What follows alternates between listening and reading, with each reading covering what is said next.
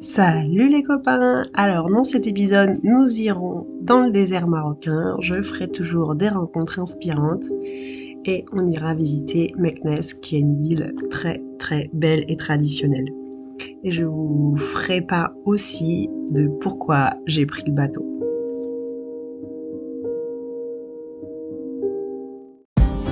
Alors voilà, c'est moi Camille, la fille qui voyage seule à travers le monde.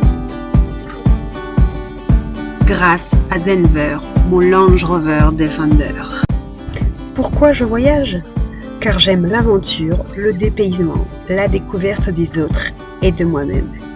Je vis à plein temps dans mon 4x4, alors mon quotidien est la nouveauté, l'adaptation, la nature, parfois les galères, la solitude, la joie, la tristesse. La vie sur la route est sinueuse et remplie d'émotions qui me font vibrer. Suivez donc mes vidéos pour découvrir ma vie nomade.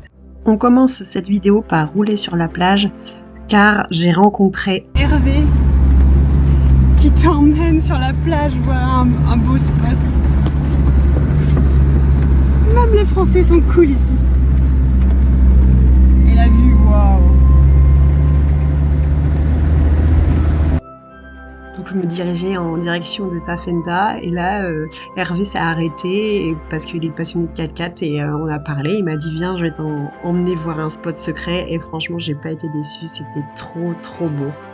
Et comme il habitait pas loin, il m'a proposé de passer la nuit chez lui, il avait des chambres disponibles donc il m'a offert gentiment le gîte. Donc j'ai dormi dans cette chambre là et en plus la vue de chez lui était spectaculaire et sa maison vraiment trop belle.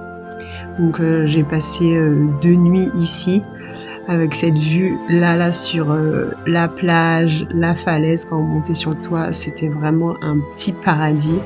En plus il y avait plein de fleurs chez lui, donc franchement c'était trop gentil de sa part de m'inviter et moi ça m'a permis de bien me reposer. En plus, le matin, il m'a servi un petit déjeuner de qualité avec toujours cette vue magnifique. Et après, on décide d'aller dans le village. Ça, c'est une belle caisse, ça. Une belle voiture, ça. J'aimerais trop avoir la même voiture. Mais là, avant qu'on parte, on a une belle vue. Un hippocampe. Un hippocampe? Ah bah oui, il reste plus grand-chose, en effet.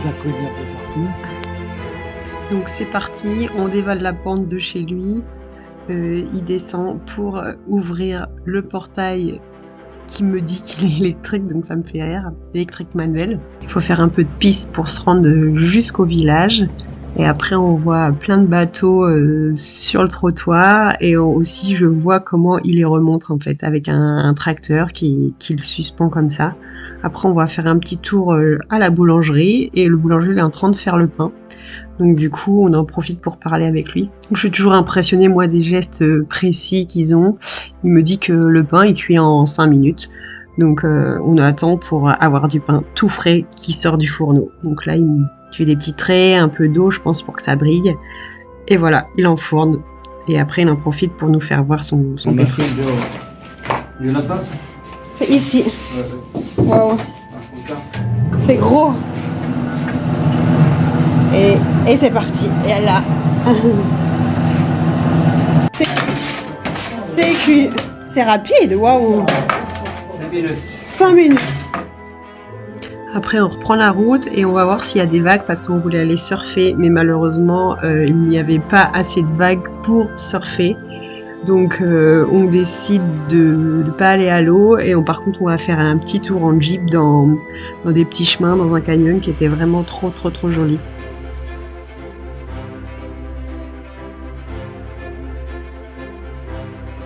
Il conduit comme un fou. Un fou dingue. Oh là là. Un fou sorti de la ville. Oh, regardez-moi cette poussière. Il va trop vite. Petit passage d'eau.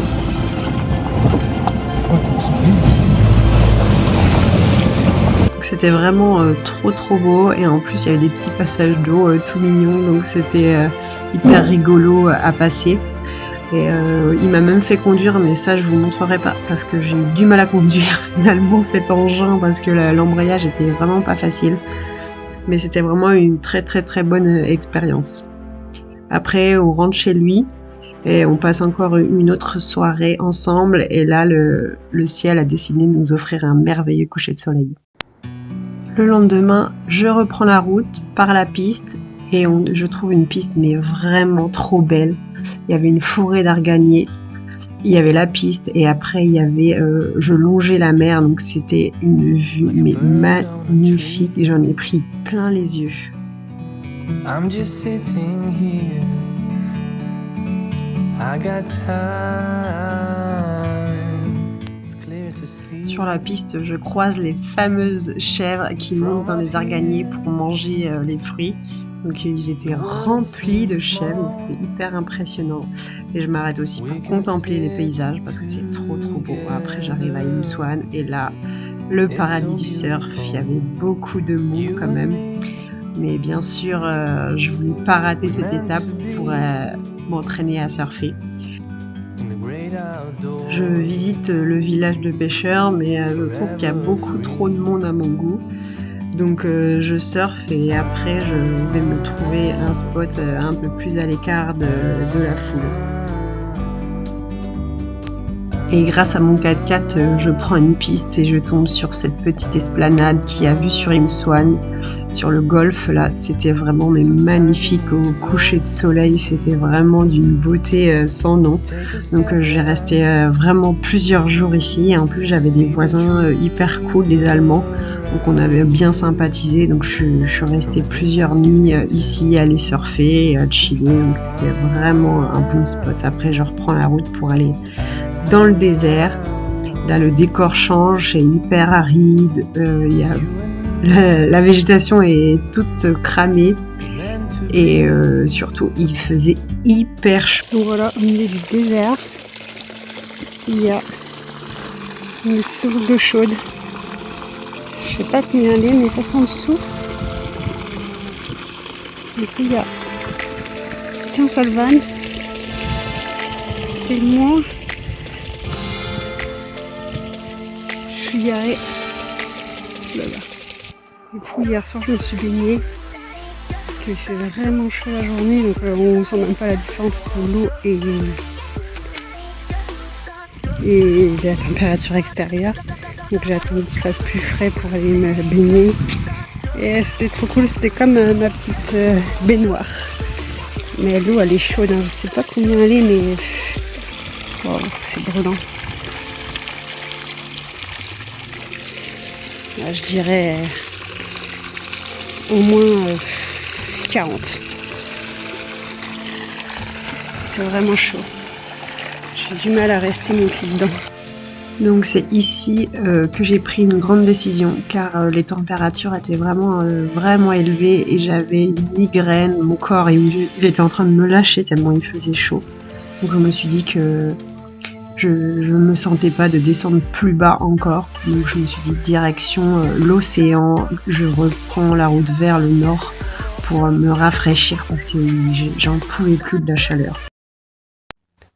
Donc je suis hyper contente de retrouver l'océan et surtout sa fraîcheur. Je me baigne, je chill, j'explore la plage, je découvre une petite grotte et surtout le ciel m'offre encore un joli coucher de soleil. Donc franchement j'étais ravie d'être ici et je trouve des spots plus beaux les uns que les autres. Je me perfectionne en surf et aussi de temps en temps je vais faire mes courses au marché. Donc là c'était plutôt un marché de bêtes, donc il y avait beaucoup de vaches et beaucoup de moutons, mais c'était intéressant à voir. Et quand je suis pas près de la mer, je suis près des rivières. Après les rivières sont souvent asséchées ici, mais là il y avait de l'eau, des fleurs, c'était vraiment un paradis. Je dormais au milieu des bruits des petits oiseaux le matin, c'était magnifique, il y avait beaucoup d'oiseaux qui chantaient. Donc franchement, quand tu trouves des petits spots comme ça, tu restes 2-3 jours. En plus, tu peux laver tes habits dans la rivière, donc c'est trop top. Après, je prends la route direction Casablanca. Je vais chez des amis qui me font du henné, donc je suis trop contente parce que c'était la première fois que j'en faisais. Et puis je vais faire un petit tour en moto avec mon pote.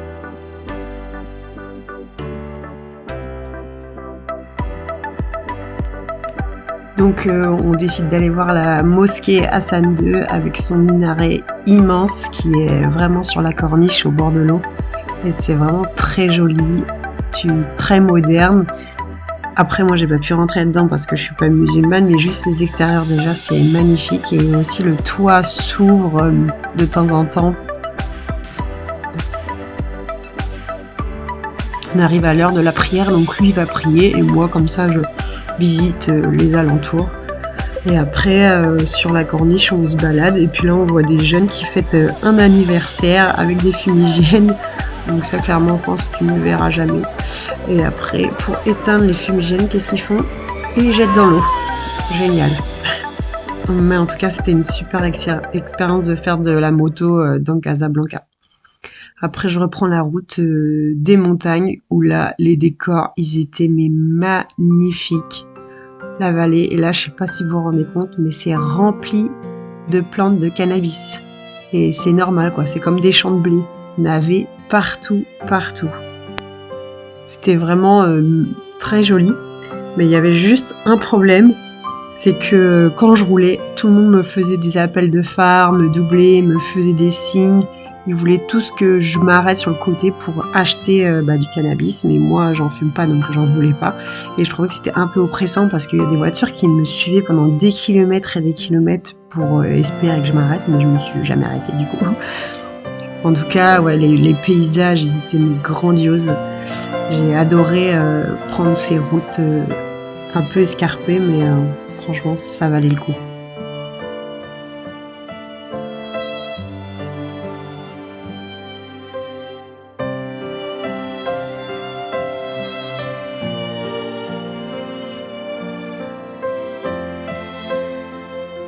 Après, je me rends à Meknès.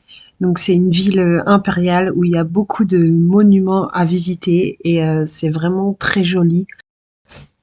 Il y a pas mal de petites calèches pour faire des tours. Et quand on se promène dans la Médina, on découvre l'architecture très jolie avec ces petites ruelles remplies de chats et de vie avec plein de gens qui font leurs courses, qui se promènent.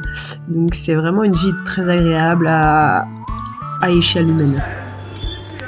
La ville comprend 25 mosquées et est entourée par des grandes murailles percées par 9 portes monumentales.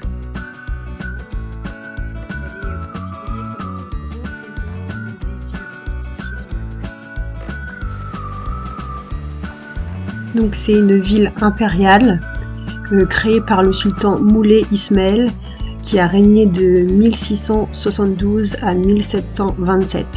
Et là, je suis en train de visiter son mausolée, donc qui est très joli, très architectural et beaucoup visité. Et en plus, il est gratuit, donc je conseille à tout le monde d'aller le voir parce que c'est magnifique.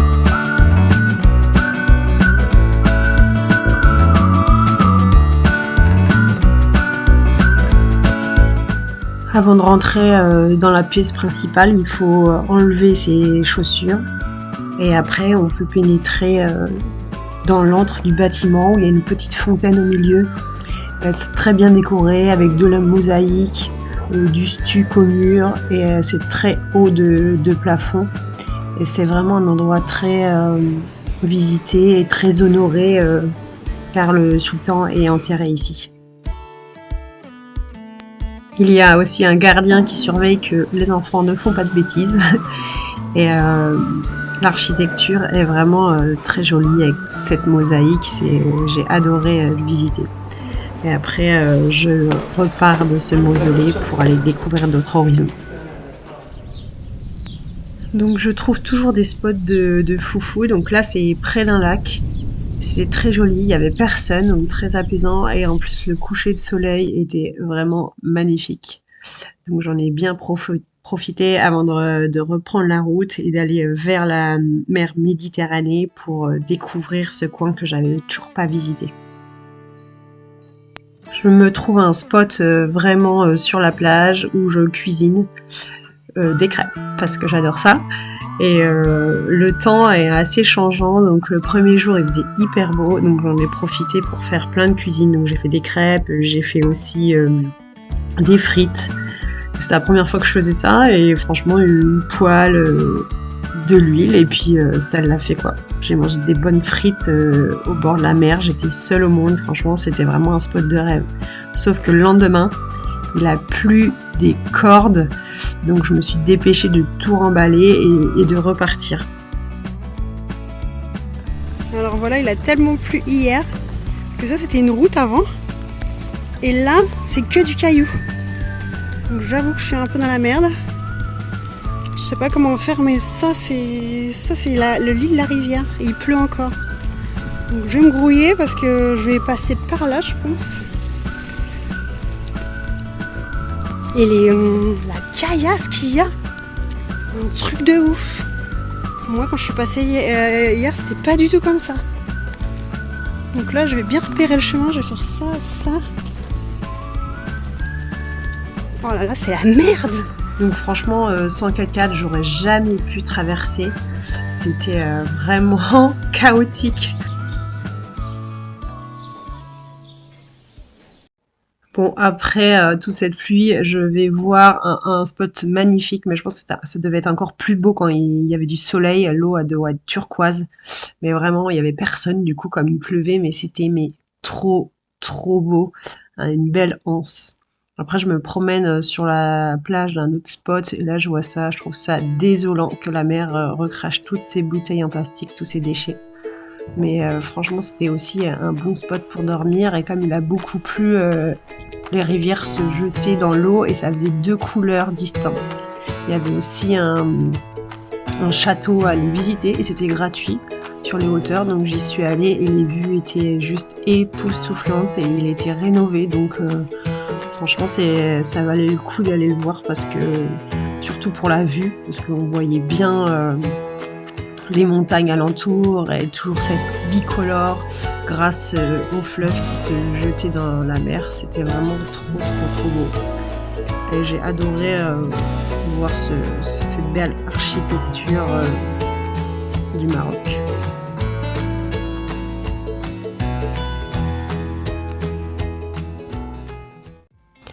Après, je reprends la route, c'est toujours aussi magnifique entre les montagnes et la mer Méditerranée de l'autre côté. Donc je fais des pauses repas de qualité avec des vues de dingue. L'eau, quand il y a le soleil, elle est turquoise, c'est trop joli.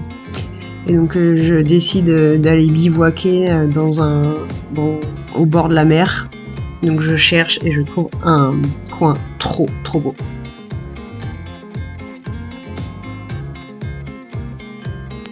Donc j'ai trouvé un spot de rêve qui serait bien resté plusieurs jours, mais j'avais un impératif, j'avais une deadline, je pouvais pas rester, mais c'était trop beau. Il y avait des petites îles habitées là au fond.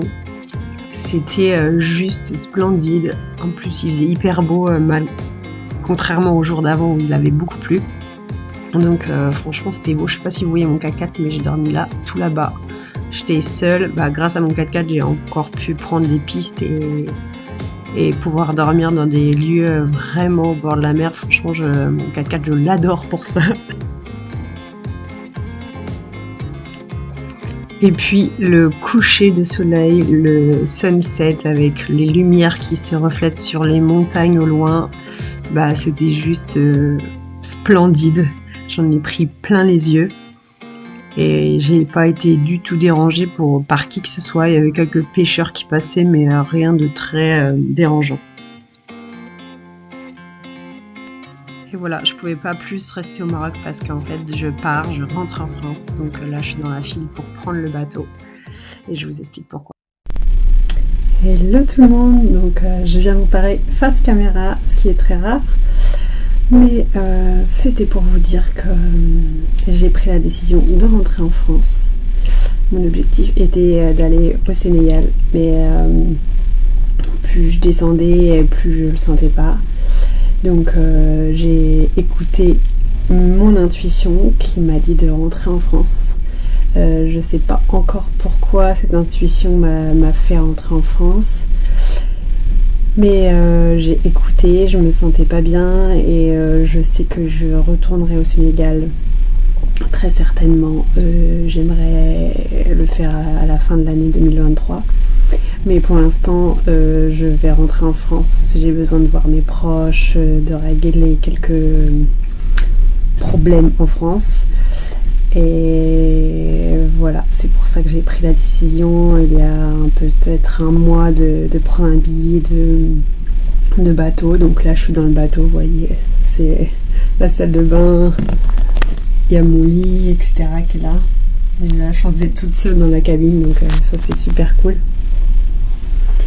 Mais ouais, c'était vraiment le cœur serré que j'ai quitté le Maroc. Donc vous avez bien compris que le Maroc... c'est un vrai coup de cœur pour moi. J'ai fait quand même beaucoup de pays et c'est mon pays favori. Pour l'accueil, les paysages, les gens sont super gentils. L'entraide, la simplicité aussi. Bien sûr, j'ai évité les grandes villes, j'ai pas été dans les bouchons, les gens stressés, mais les gens en général sont vraiment cool. Les paysages, la culture, c'est hyper dépaysant comparé à l'Europe.